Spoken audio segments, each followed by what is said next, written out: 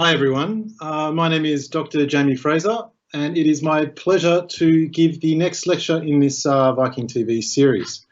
I'm curator for the ancient Levant and Anatolia at the British Museum, those regions being Anatolia of Turkey and the Levant being Syria, Lebanon, Israel, Palestine and Jordan.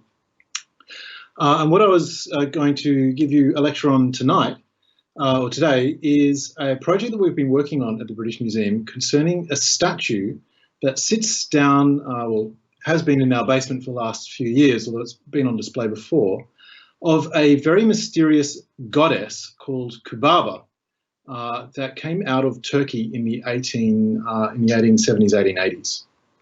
There has been some extraordinary new research concerned about this statue, and I'll take you through that story today.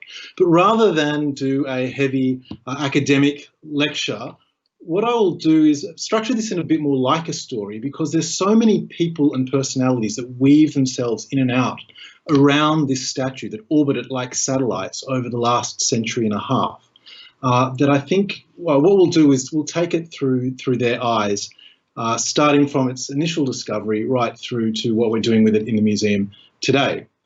But really to start, I'll start with my own encounter with this statue, which was as a very young, very green curator, newly appointed at the British Museum in 2015.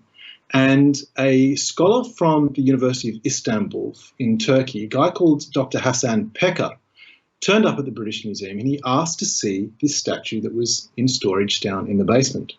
So I got him the pass and we got the keys and we went down to the beautiful arched vaulted Victorian storeroom basement in which this object is stored.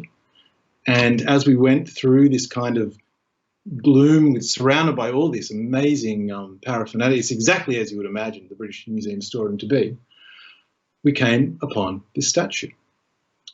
And then Hassan started to bounce on the balls of his feet. He got really, really, really excited. And he said, "This is it. This is it. This is the statue."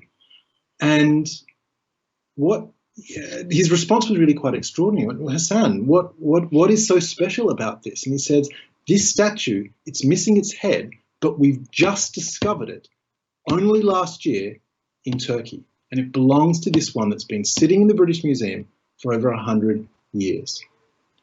And I went, "That's extraordinary, Hassan. How on earth did this discovery get made?"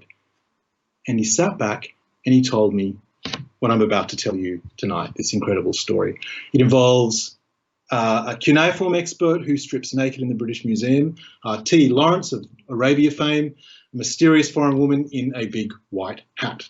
But before we get into any of those characters, I think what we should do is start with the who, what, when, where, and why. And the who, of course, is the goddess of Kubaba. So I've got before you on the slides two other images of Kubaba that are from, on one side, the Ankara Museum in Istanbul, on the other side, it's a stela that sits in the British Museum's gallery on public display at the moment. Both of these show the goddess Kubaba, and we know that it's Kubaba because of the attributes that she has. The first of these is that she holds up a mirror, and a mirror is kind of a sign of her divine prowess, her ability to tell the future, her ability to have sort of all-knowing omnipotence. The second one is that she also usually is depicted holding a pomegranate, and a pomegranate is a symbol of her fertility. If you were pregnant in the ancient Hittite world, in ancient Turkey, then you would make offerings at the temple of Kubaba for a safe and fruitful pregnancy. She's also shown with this, you can see kind of a strange square conical hat with some horns poking out the end with some rosette decorations. This is a very particular hat that is only used to show Kubaba, the horns being a symbol of her divinity. And the last, it looks like she stepped out of the shower in her wonderful dressing gown, but the last is a kind of heavy brocaded robe that's ornately decorated. And in the same way that if I showed you a picture of a small girl in a red cloak with a red hood with a big wolf behind her, you would know exactly who I was talking about, Little Red Riding Hood. In the ancient world, these attributes were a cue for the audience that they were looking at somebody divine, somebody sacred, and in this case, Kubaba herself. Now, if we go onto the British Museum statue, it's a little harder to see because the British Museum statue is much more eroded, much more weathered. You'll also note that it's missing the head. And that's probably because in 605 BC, King Nebuchadnezzar of the Babylonian Empire marched into Carchemish, this site where this statue is from, and we'll get on to Carchemish in a moment. And it was probably his army that cracked the head off the statue. In the same way that we're seeing statues being pulled down in the Black Lives Matter protests, statues resonate with importance, and how we treat statues have very embedded significant actions and agency. So if you're coming in and invading this land, to remove the head of a statue of one of the most important goddesses is sending a very powerful signal that you don't respect this goddess, you don't fear this goddess, that you have taken control of this land. So what you're looking at is actually a basalt, black basalt column. It's kind of very, very round and carved in high relief on one side. You can see Kubaba herself. The remaining part is stands just over life size, about 163 centimeters high from the bottom of the pillar to the top of the break. And you can kind of see the attributes. Now, you can't see the head and the hat. You can kind of see the heavy brocaded robe that she's wearing. But also, if you squint a little bit, you can see the fact that she's holding the mirror and holding the pomegranate, which I've kind of outlined here. You kind of really need to get up close to see it. Now, you might well be sitting there going, well, come on, Jamie, that's making a rather long bow to convince me that's Kubaba. Well, on the back of this statue, it looks like this. There's an inscription that shows you a particular kind of script called Luwian. And we've written this out in a much larger kind of sketch. And this is what it looks like. And you can see that it's made up of hieroglyphs. Now, hieroglyphs being pictographic representations of letters or sounds or combinations of words. Luwian was one particular script of the ancient Hittites in ancient Turkey. It's one of the only hieroglyphic scripts outside of Egypt anywhere in the old world that bears no relationship to Egyptian hieroglyphs. But here you've got to be aware of the distinction between a script and a language as well. So imagine if you jump in a time machine 5,000 years from now, come back and pick up the front page of the New York Times. The first question you would want to know is, okay, I recognize the alphabet, but what language is that? Is that English or French or German or Dutch or Spanish? Same question here. Luwian as a script could be used to write one of several languages. Hittite, Assyrian, Aramaean, all of this sort of stuff, Phoenician. But the script itself has kind of resisted translation for a long time because people couldn't actually read it. Now, what this says on the back of the statue is a large dedication by one of the kings of Carchemish, a chap called Kameni, and it's celebrating the fact that he has erected or put up this large statue of the goddess Kubaba in front of a new temple that he built at the site of Carchemish in Turkey. For Kubaba, Queen of Carchemish, I, Kameni the ruler, made an honoured precinct. So we're missing the opening lines of the inscription, but the second half is all about dedicating the statue to Kubaba herself for her own glory and therefore for the reflected glory of King Kameni, because everything carries a political message. So that's the who of what we're dealing with this goddess Kubaba. The where is this site that I keep talking about called Carchemish. Now, if you look on this map, Carchemish sits right on the modern border between Turkey and Syria and on the large river draining this area called the Euphrates River. Carchemish as a site looks like this. It's a large kind of classic mound. This is called a tel site in Arabic, or a huyuk in Turkey, or a tepe in Farsi. There's a whole range of different words throughout the Middle East for the same phenomenon.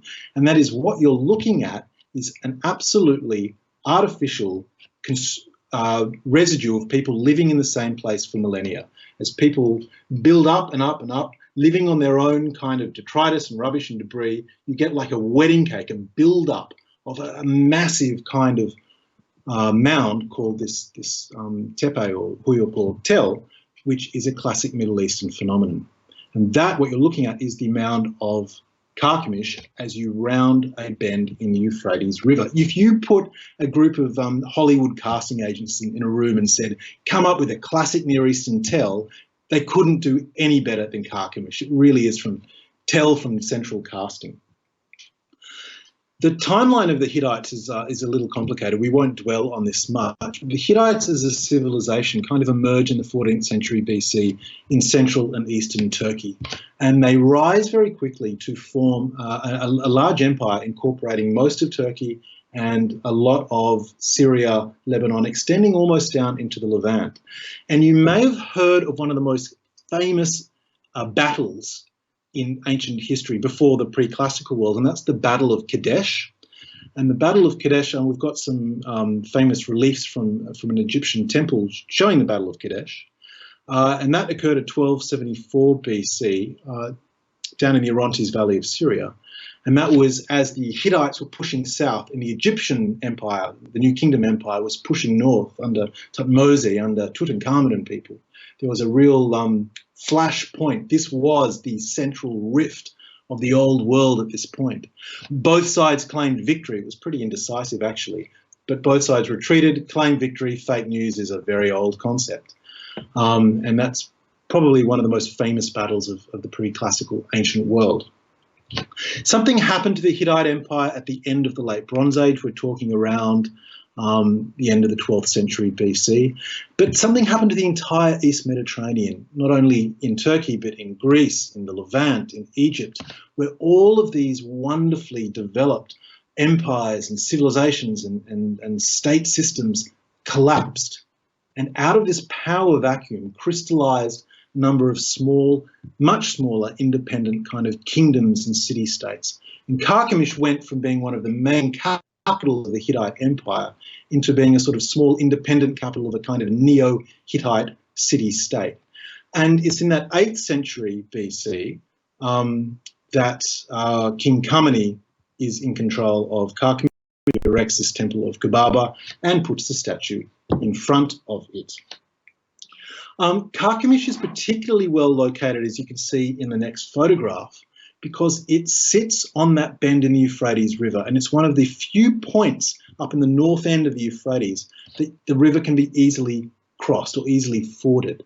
And in fact, there's a very famous railway, you can see an image of the bridges on the bottom left, that was constructed just before World War I at this point in order to bridge Turkey and Syria.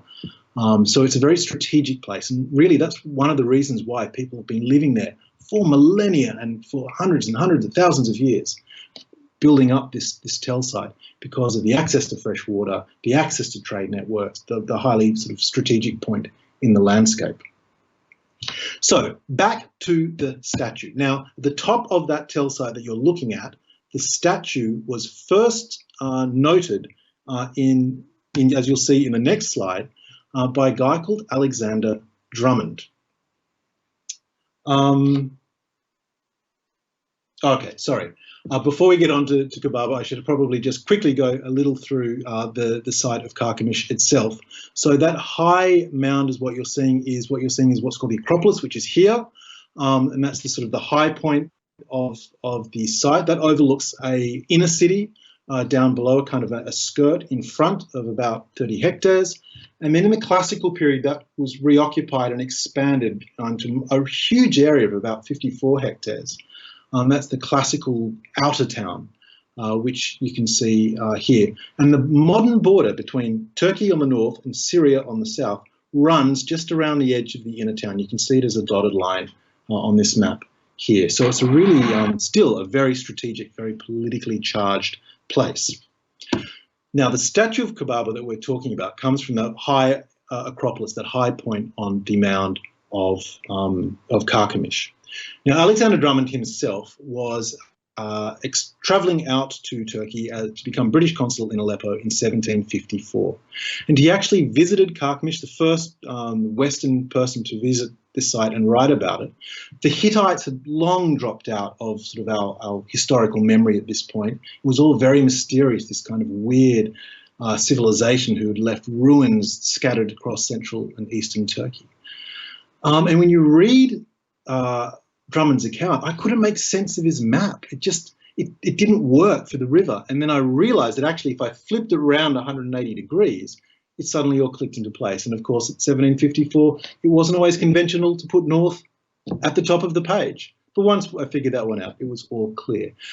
Now, Drummond actually walked onto the top of that high mound, and what he saw was this statue here, lying on the ground with the body facing the sky, and he drew this quite remarkable sketch of what he saw. Now, to Drummond, what he was looking at was a statue that was for a Christian clergyman, he said, because he reckoned he could see a crucifix in that heavy brocade that the goddess was wearing. Of course, we know that it's not that at all. It was a Turkish goddess, a Hittite goddess, but that was our first representation of this goddess in the Western literature. And it's really important because even before we understand who the Hittites are, this statue, this very statue, is kind of the lens through which we're trying to get a handle on this ancient civilization. So that was 1754, and then pretty much Carchemish fell out of consciousness right up until another guy comes into our story, and the next person I'll introduce you to is a remarkable chap called George Smith. Now, George Smith worked as an Assyriologist at the British Museum. His portrait still hangs in the Middle East department where I work. He casts a very long shadow. He's an important guy. And although he looks a kind of phlegmatic, taciturn Englishman, he wasn't that at all. He was very nervy, very jumpy, very excitable. And he was famous in Victorian London because what he would do was translate cuneiform inscriptions. So cuneiform inscriptions are those wedge-shaped script you see pressed into wet clay that comes out of excavations in places like Nineveh that was being excavated in the 19th century. We could understand cuneiform at that point. It had been translated. And so George Smith was the first person in the world to actually draw a salary to translate cuneiform after the language had fallen out of use 2,500 years before. Now, at one point, George Smith was sitting in his office at the British Museum translating one of these tablets, and he just went, my God. What he was reading was an extraordinary account written by a scribe in ancient Mesopotamia, in ancient Iraq, and it was a story about the gods commanding somebody, a man called Ushta Nishpin, to collect two of every animal, male and female, to build a boat, to take the animals into the boat because the gods were going to flood the earth because it had become corrupt. What he was reading was a flood story, but it was written 1,000 years before the Old Testament would come to be written itself. It was the precursor, the antecedent of that flood story in the Mesopotamian texts. George Smith was so electrified by this discovery that, the story goes, he started stripping off his clothes and running naked through the British Museum, waving the tablet going, I've made this most remarkable discovery. Now, the current Assyriologist in the Middle East department is this chap called Irving Finkel. He's a wonderful man. And when I ask Irving, have you ever thought about doing this when you make a discovery? He always says, no, not yet. And he does deny categorically the rumor that when George Smith died, his beard was carefully shaved off, and then his beard handed down from Assyriologist to Assyriologist over several generations. This is what Irving looks like, and you can kind of see the beards do look similar. Anyway, we skipped across to the next slide, but that's okay. Now, George Smith, when there's Irving on the right-hand side. And Irving has done a lot more work on that flood story, looking at some instructions that we've got in other tablets about how to build the ark and things like this. It was a remarkable archive. Now, when George Smith made this discovery, this electrified Victorian London, this discovery, this sort of antecedents of the Bible. This is a period, of course, when everyone went to Sunday school. So he was instructed by the British Museum to go out to the Middle East on a kind of fact-finding mission and find sites that would look fruitful for other excavations to come along, to find more of these kind of documents that would help contextualize and demonstrate the historicity of the Bible.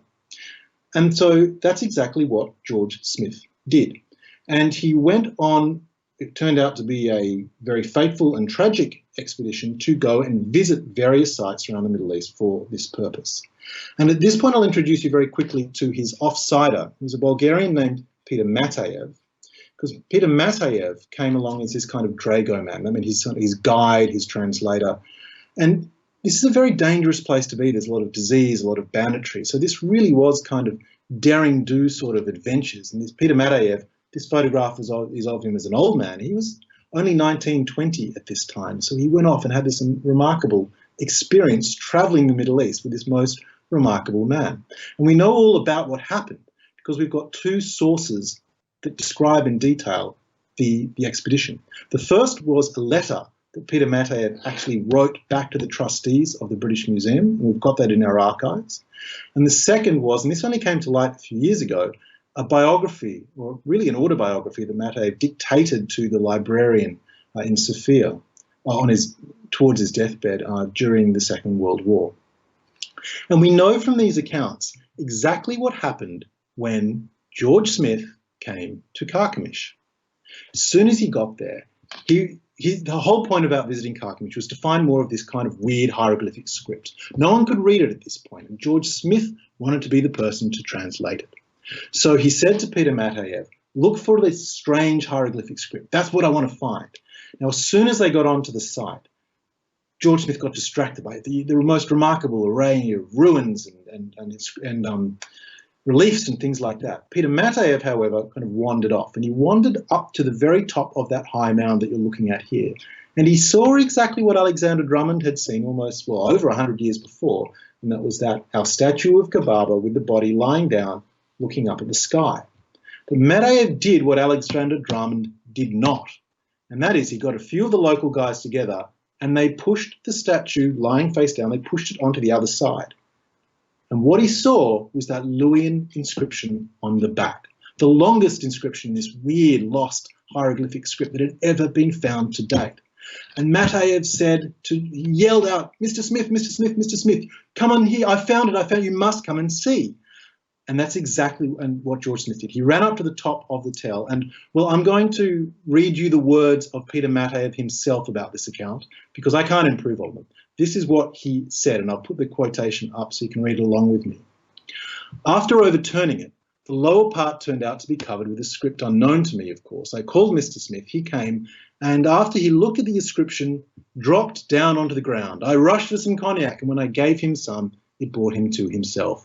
The Archimedes exclamation, Eureka, came to his mind. Inscriptions of that kind were supposed to belong to the Hittites, and only a few of them were known at that time. I love that quote, and I think we should always travel with some cognac ready to hand. Now, this is what the inscription looks like. First of all, Matejev and George Smith got a hacksaw and tried to hacksaw out the inscription so they could bring it with them. Luckily, the hard basalt stone was too hard and they couldn't do that. So what they did was made a drawing of it. You can see the drawing on the right. There's a much more up-to-date drawing on the bottom left. But you can see they're pretty similar. Now, George Smith and Peter Matejev then left Carchemish and started travelling into northern Iraq for an expedition for the following few months. But Peter Matejev would write in his autobiography how he would wake up in a tent in the middle of the night and George Smith wouldn't have gone to bed. He would be sitting at his little desk in his hurricane lamp, poring over this inscription, saying, if only I had my books, if only I had my books, I could crack this mysterious inscription. And he would write letters to the British Museum with words such as this, imploring the British Museum to send an expedition out to start excavations at Carchemish. It's a unique monument. The character is in Hittite hieroglyphs and it is the longest inscription yet found. He wrote in a letter to the Oriental Department, which is now the Middle East Department. And he also wrote this other quote, which says, this is when he finally just gave up because he couldn't translate this inscription. My efforts here are useless. I will have to wait to go to my books at home. Now, while they were travelling through Iraq, this is really what got under George Smith's skin, and almost like an obsession. As they were coming back, travelling back to the UK, they travelled back via Carchemish again, and it's there that George Smith fell sick, probably of typhoid, and it fell to Peter Matejev, this 20-year-old guy, to take control of the situation. And he took George Smith to the British consul in Aleppo, and George Smith was put into the consul's bedroom, into his bed, and there he slipped into a heavy delirium. And his last words, just before he died, according to Peter Mataev, were about this statue. If only I had my books, if only I had my notes, then I could translate this inscription. But he never did, because he died.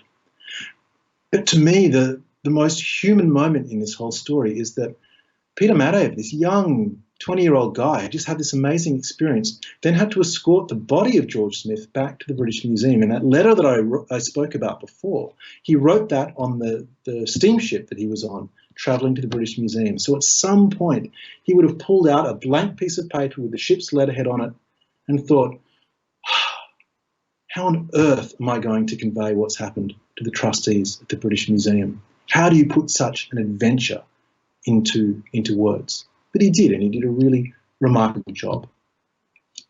Now, George Smith's letters had been read and noted at the British Museum, and the importance of Carchemish was celebrated. It wasn't the British Museum, however, who turned up next to work at the site. It was a guy called Henderson, and he was the British Museum's consul to Aleppo in 1878 to 1881. And so he conducted the first excavations there under permit from the Turkish authorities. And these are some of the monuments that he discovered and sent back to the British Museum. And it's at this point that the statue of Kubaba came to London as well. And just to point out that at this time, the British Museum excavations were operating under a system called division, very common system at that time, whereby at the end of a season, some of the finds were sent to the national collection, so in Istanbul or Ankara in this case, and others were sent back to London under agreement with the Turkish authorities. And so the statue of Kubaba was in the British Museum by 1880, and it's remained there ever since.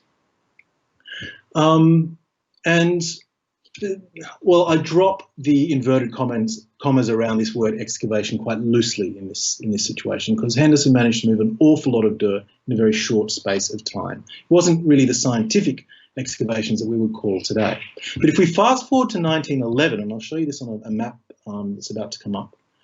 In 1911, that's when the first scientific expedition was sent to Carchemish. Now, Kubaba statue's in London already at this point, but the British Museum decided that they will start to sponsor a proper, scientific, robust excavation at this most remarkable site. And the reason was because of that mysterious inscription that no one could read. So if you look at, for example, these photographs here, what you'll see is that there are many different sorts of scripts around the Middle East. And cuneiform, as you can see in the tablet from one of the archives found at Hattusha, the capital of the Hittite Empire, we know the Hittites could write in cuneiform script, and we know that they also wrote in this strange Luwian script.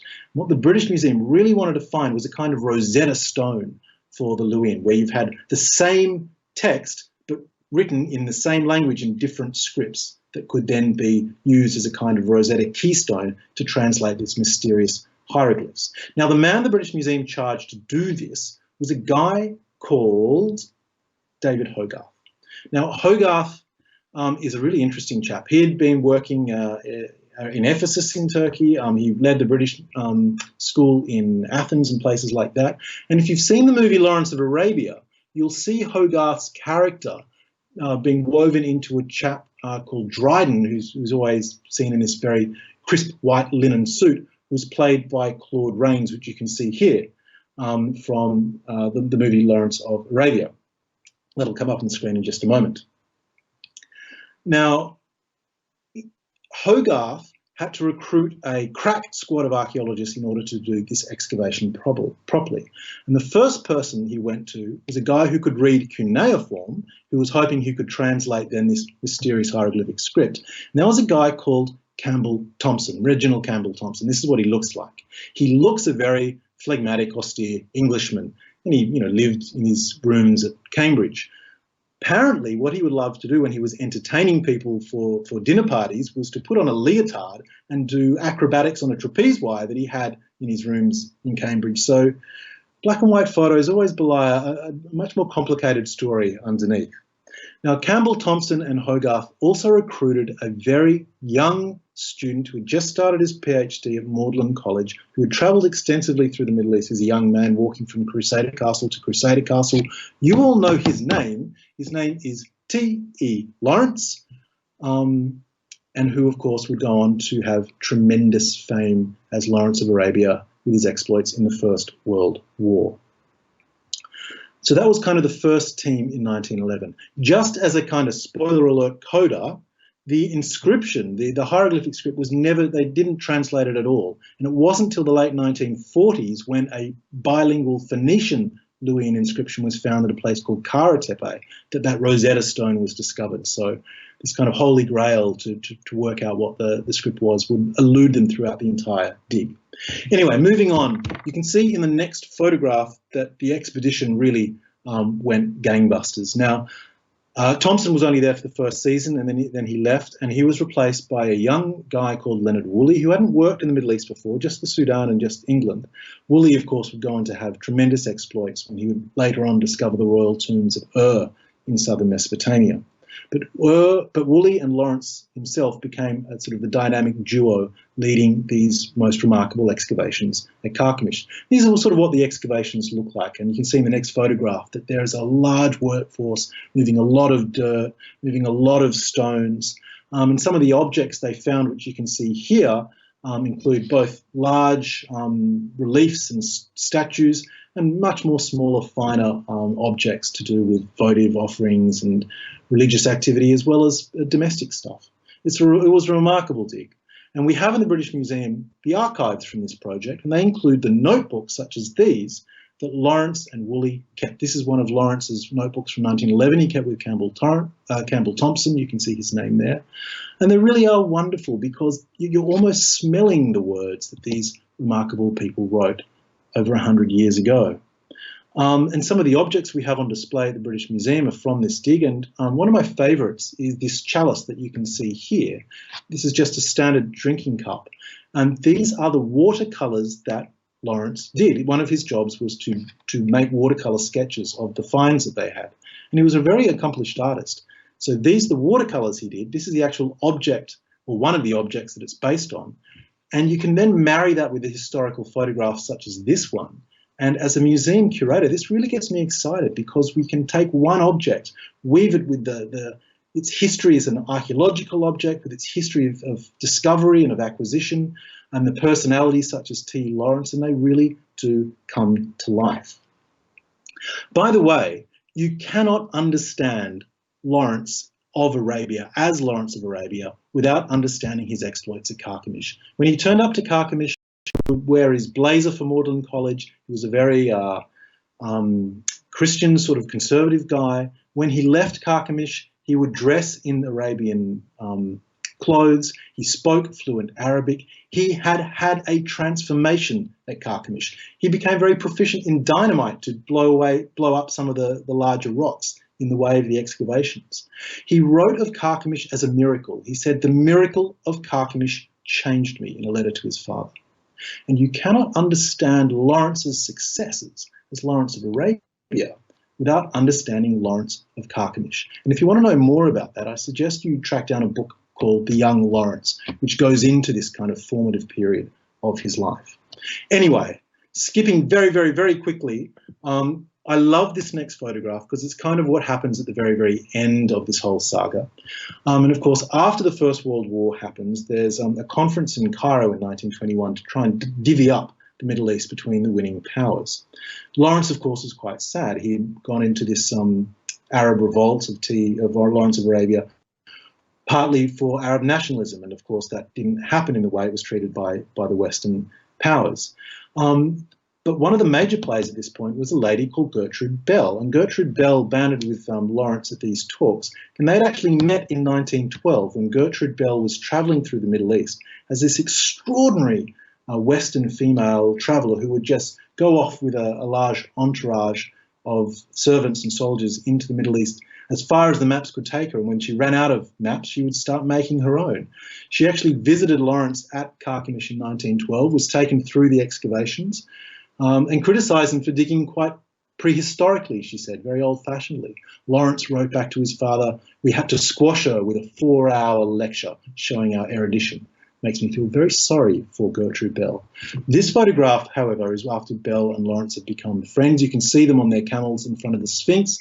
Lawrence looking quite downcast because Arab nationalism in Syria hadn't been realised. Gertrude Bell looking quite chipper, I think, because her visions of a more Arab national Iraq were about to come to fruition.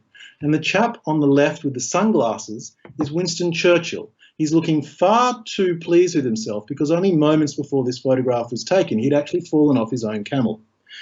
Anyway, if you want to know more about Gertrude Bell, a couple of movies came out recently. And there was one called Queen of the Desert, which came out in 2015, starring Australia's own Nicole Kidman and Robert Pattinson as Lawrence. I have to say, so saccharine it should have been called Queen of the Desert, really. Give that one a miss.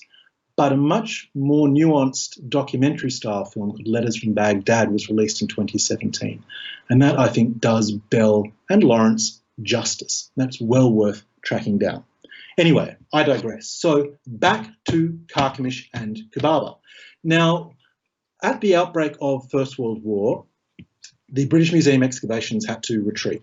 And then following the First World War, there was the Turkish Civil War of Independence, and then it fell on the lines between French-mandated Syria and newly national Turkey, and it became a very, very difficult place to access. And the reason was that a Turkish army garrison was stationed on that high mound, which had a beautiful commanding view of the very strategic Euphrates River.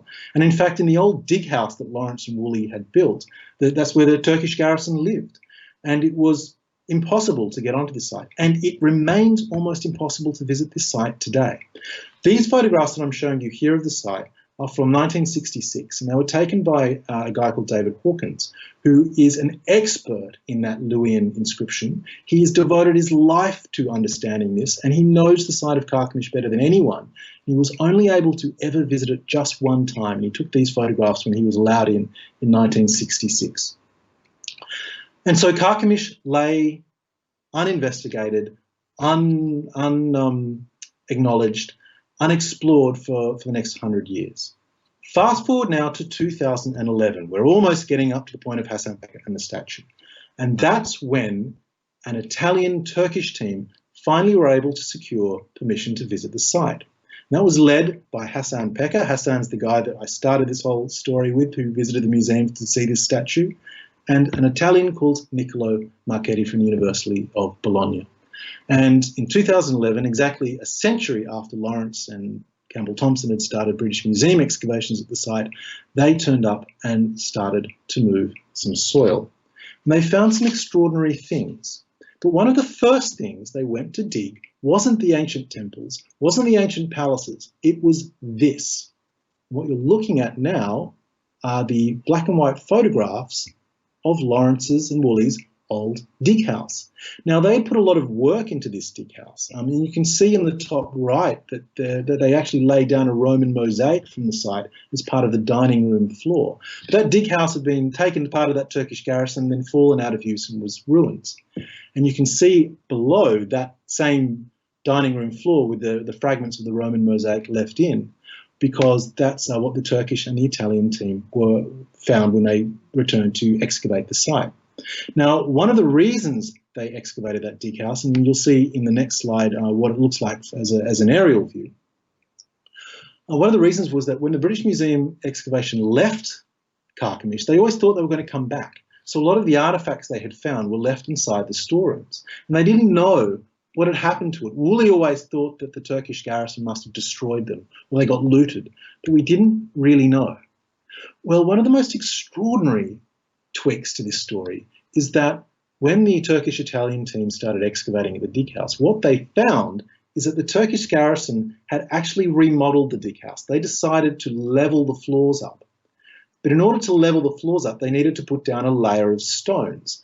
But rather than going outside and collecting stones, well, this abandoned house was full of these stones that these crazy foreigners had left on shelves. So they simply laid down all these statue fragments to build up the level of the floor in order to repurpose the house. And now these are two of those fragments that were recently rediscovered, initially excavated by Lawrence, rediscovered in the later excavations inside the dig house. And of the hundreds that they found, at least two of these come from our statue of Kubaba. You can see one has that same brocaded twisting motif that you can see that along the bottom that she's standing on, and the other is kind of the same decorative element that sweeps around her shoulder.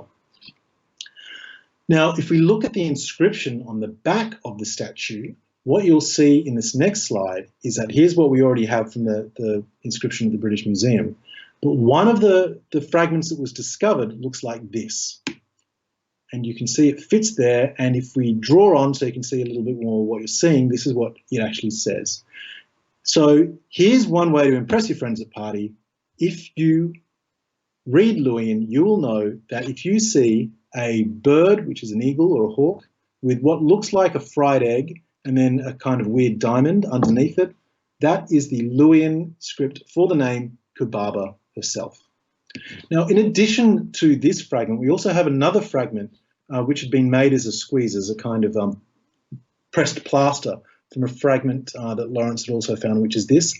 And also there's one more fragment which is sitting in the collection of the Vatican's museum. We don't quite know how it got there. We suspect that there must have been a bit of looting in that initial Turkish War of Independence phase, and it was sold onto the market. But we can start to flesh out this inscription just bit by bit. And then we come to the head. So stick with me, because I'm going to show you one more map, but I think it's about the last of the maps we'll go through. So in the next slide, you'll see there's Carchemish right on the border between Syria and Turkey. And a few years ago, in 2012, 2013, Hasan Pekka, Niccolo Marchetti, and all their students from the Turkish Italian excavations head down, bum up, excavating at Carchemish. And this is the story that Hasan told me in the basement of the British Museum when we were looking at the statue at the very beginning of this lecture. And Hasan said, one day he got a phone call from a friend of his. This friend of his had been visiting an electricity compound to pay his electricity bill, but that was in a city called Afshin, which is 200 kilometres away from Carchemish. And you'll see it come up on the map just here. Afshin's just up in the mountains. And his friend said to Hasan, Hasan, there's all these stone sculpture-y fragments in the garden of this electricity compound. Some of them have that weird script that you're quite interested in. You should probably come and have a look. And Hasan said, look, I really don't have time for this. I've got students here and we're in the middle of a dig. You know, maybe I'll get there next time I come and see you. And the friend went, no, I really think you need to come. Look, I'll send you a photograph of one. And he did. And as soon as Hasan saw that, he thought, wow, we need to go. So the very first day off, he and Niccolo jumped into their pickup truck, drove the 200 kilometres to Afshin, pulled into the garden of the electricity compound, and Hasan said before he even opened the door, he knew what he was looking at. And what he was looking at was this. It was the long-lost head of the Kubaba statue that's been sitting in the British Museum since actually 1877.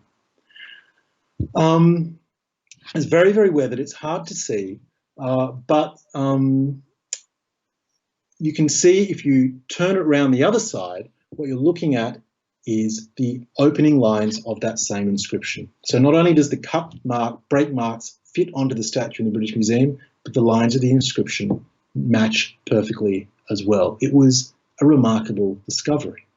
But of course, the big question in all of this was, well, how on earth did the base of the statue get found in Carchemish, where it should have been, but the head found in the garden of an electricity compound 200 kilometres away?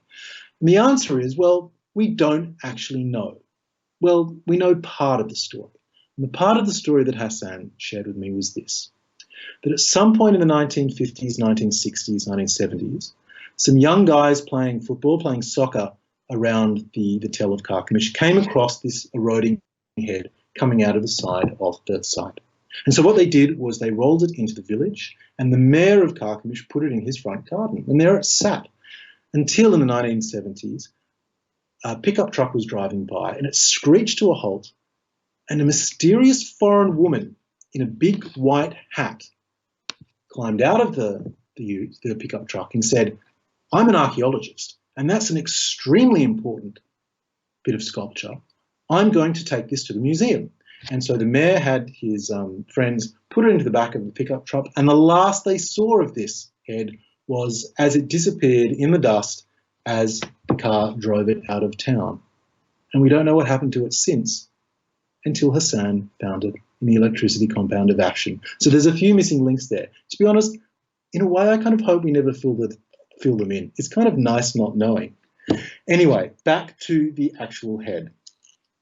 So as you can see in this next slide, what we did then was I was able to visit the excavations at Carchemish, and Nicolo and Hassan and I and others went to Afshin, and it's now in a museum at a nearby city called Kahraman Marash. You can see it here sitting out in the sculpture garden.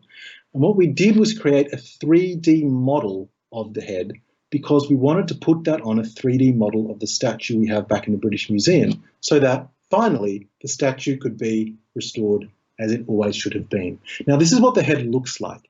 You can almost see, although it's very eroded, the conical hat that she's wearing. There are some rosettes embedded in the hat, just like we would expect in other images of Kubaba.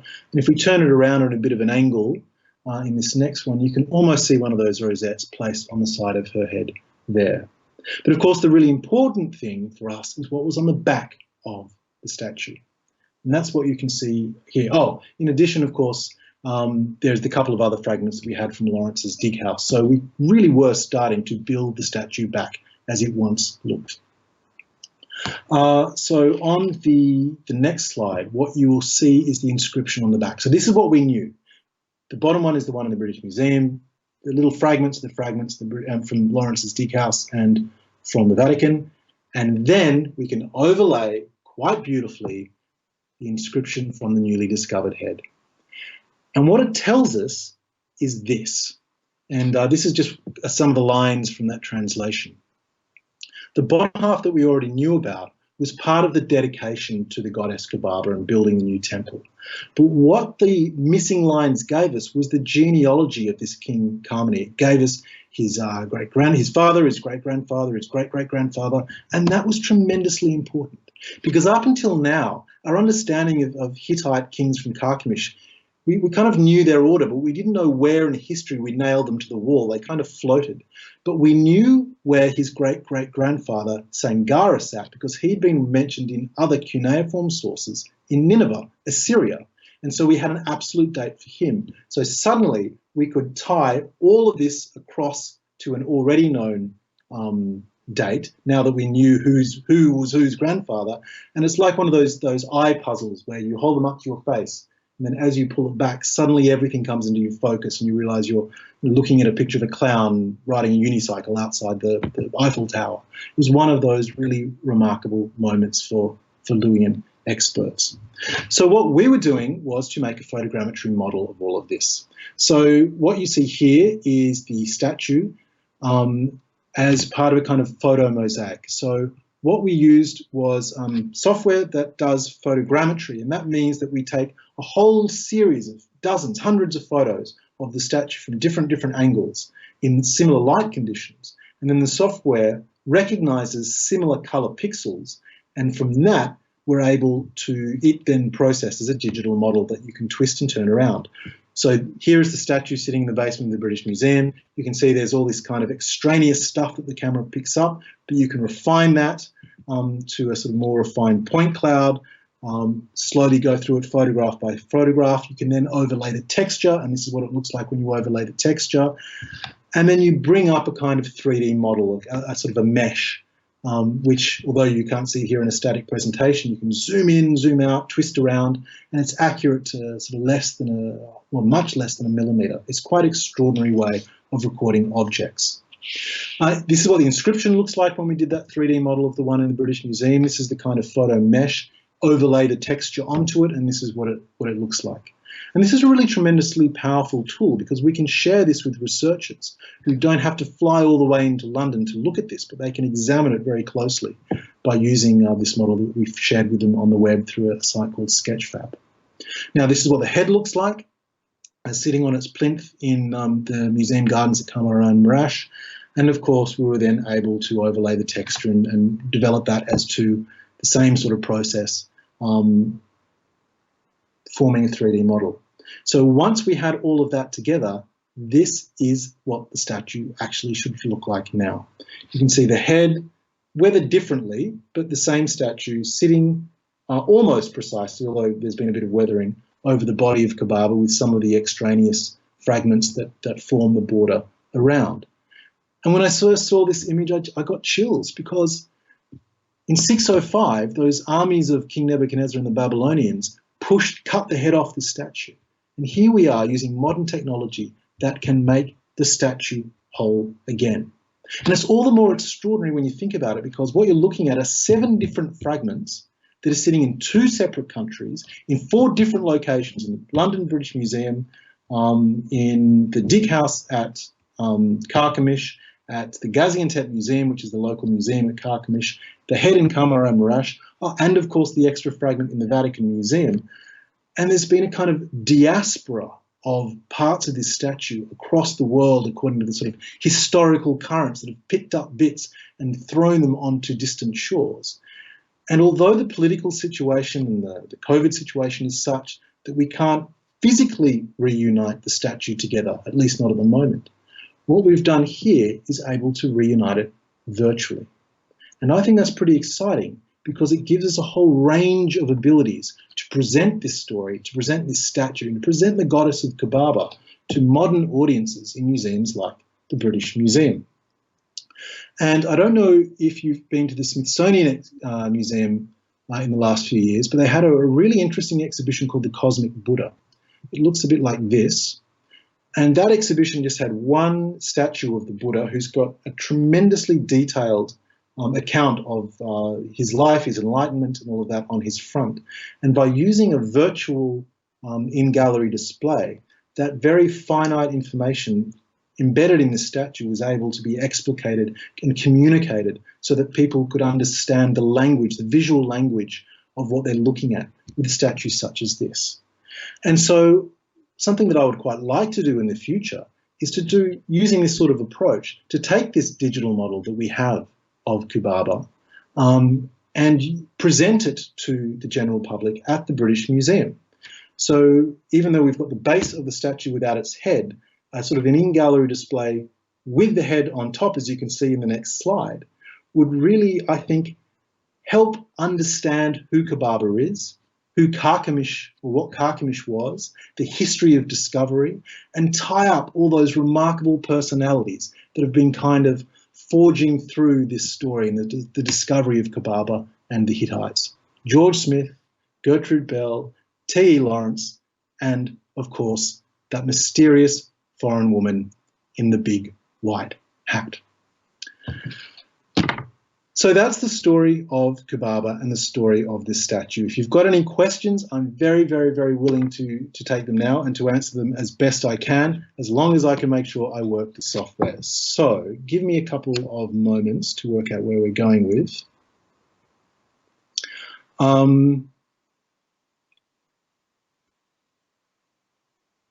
Right. Stephanie asks, as someone with part heritage Levantine, I'm curious who or when this word originated. I assume we're talking about the word Kubaba. Is there a cluster of Levantine in a specified area, and how does this relate to Greek Cappadocia? It's a really interesting question, actually. Kubaba is a Hittite or almost Hurrian word, which is sort of pre-Hittite in eastern Turkey. So it certainly develops in eastern Turkey. But we know that there was a statue made in bronze of Kubaba, or almost certainly Kubaba, that was found in a well at Olympia in Greece, because it was part of a period called the Orientalizing period, when people in ancient Greece were drawing on culture from the Near East, from the Levant and from Turkey. And we've actually got, although it's been broken up, we've got her hand with the pomegranate, we've got part of her robe, there's broken bits of metal that were found in this well at the site of Olympia in Greece. So the word Kubaba itself has come through the Middle East and then been born out into the Greek world as well, and sort of Greek Cappadocia and areas like that. It's a really good point. James, I do not understand the spelling of the word Luwian. Sorry, the Luwian. It's not the language of the Hittites. It is the script that they were using. Now, the Hittites were using several scripts. Luwian was one of those scripts, but that script could carry with it different languages, whether it was Hittite, whether it was Aramaic, or whether it was Assyrian. So there's difference between a script and a language is quite important at this point. In the same way that our alphabet can carry French or German or Dutch or whatever. So it's a slightly different distinction. We don't know much about where Luwian appears from because it's so idiosyncratic.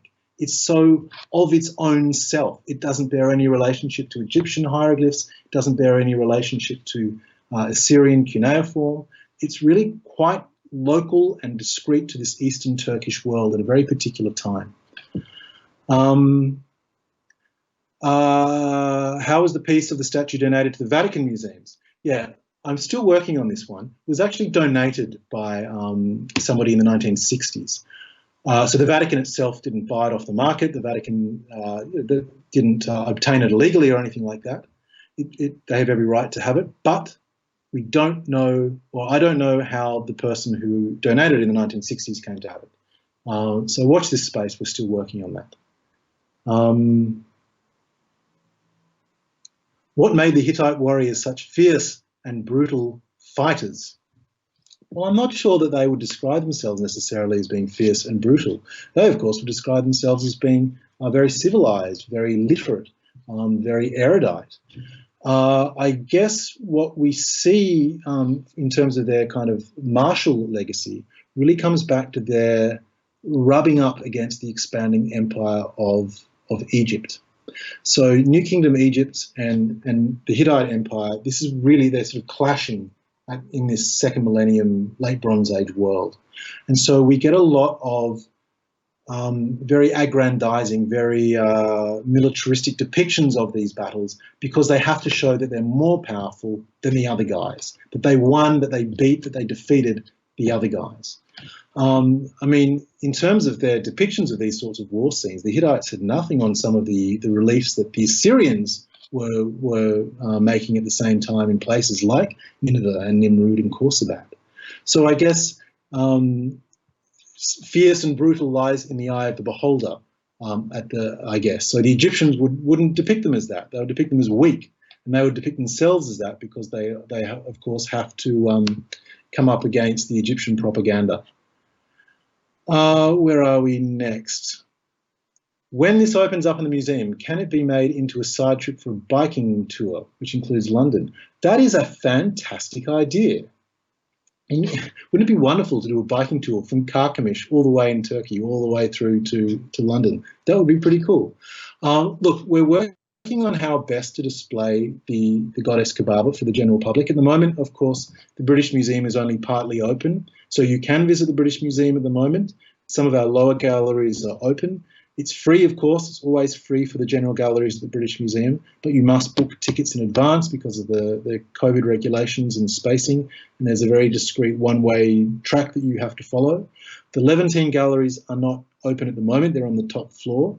But in that gallery, one of the other steles that I showed at the beginning of Kubaba, with the hat and the pomegranate in the mirror, you can see that stele.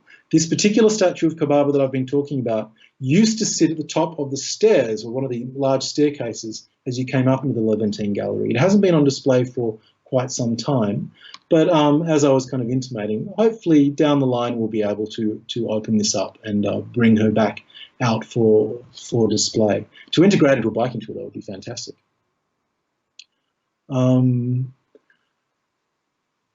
Gussie from Michigan, thank you so much for this fascinating and passionate presentation. So I love this stuff. So yeah, I'm passionate because I really do like it. It's fantastic stories. How did you become a curator at the British Museum? Yeah, I have the dream job. I love my job and I love it so much. I actually became a curator when I finished my PhD. I was studying, you might have guessed from my accent, I'm not from the UK, I'm from Sydney. I was doing my PhD at the University of Sydney in Australia. And a job was advertised at the British Museum for a project curator. That's a 2-year position. And I applied for it based on some work that I'd been doing both in Jordan, doing some excavation work in Jordan, which is where I do a lot of my excavations. And also I'd spent 6 months working with the University of Chicago and the National Museum of Afghanistan in the National Museum at Kabul.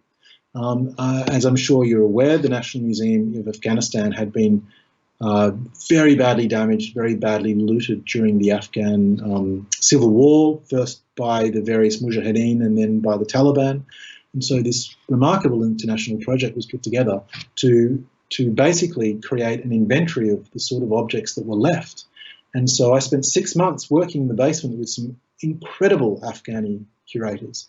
And we were literally crowbar opening crates of artifacts that had been thrown in at the end of the Civil War and packaged up, ready for this project. And we were taking out each object, talking about it, and then I'd write it in English into a museum database. My colleague would write it in Dari, in the local language, into the database. We would rephotograph it, and then it would be rehoused, repackaged up, and put on the shelf where it belonged. It was one of the most exhilarating and I think important projects that I've had the privilege of being involved in. And when this job came up at the British Museum, I guess that had given me it had burnished my credentials, I guess, as being a museum curator. And then plus my work in Jordan, I got that job. I was there for 2 years. I then took a job back at Sydney, at the University of Sydney, for what's called the Nicholson Museum. But very recently, a new position was created at the British Museum called the curator for the Levant and Anatolia, and I had to apply for it. It's just the dream job. I love it, and I'm so glad I'm back. Evelyn from Roanoke, thank you for this great presentation. Well, thank you very much, Evelyn. Has COVID meant extending your contract to the British Museum? Are you now stuck in the UK? I can guarantee that there are many, many Australians stuck in the UK, but fortunately, now that I've got this job, it's a permanent job. So I'm not stuck here at all. I'm based here permanently, but a lot of my Australian mates here certainly are they're in an interesting situation, like most expats throughout the world.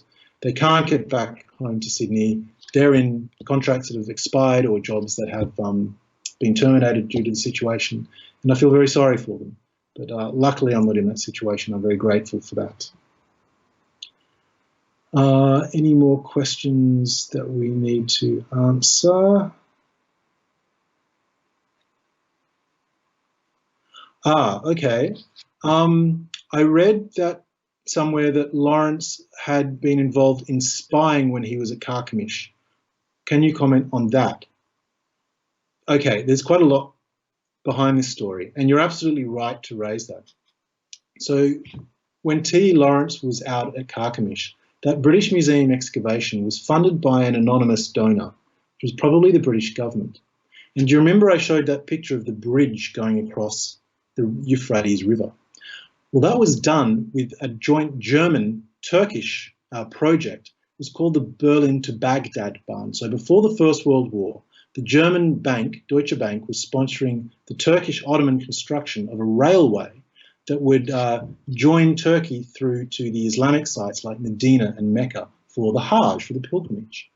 But the Brits were very, very nervous because when this railway would be completed, it meant that they could shunt troops, German troops, all the way from the Mediterranean through to, the back door of India, the jewel in the colonial crown, without having to go through the British-controlled Suez Canal. So a German who was building that bridge, or part of that bridge, was an engineer stroke archaeologist, a German called Baron Max von Oppenheim.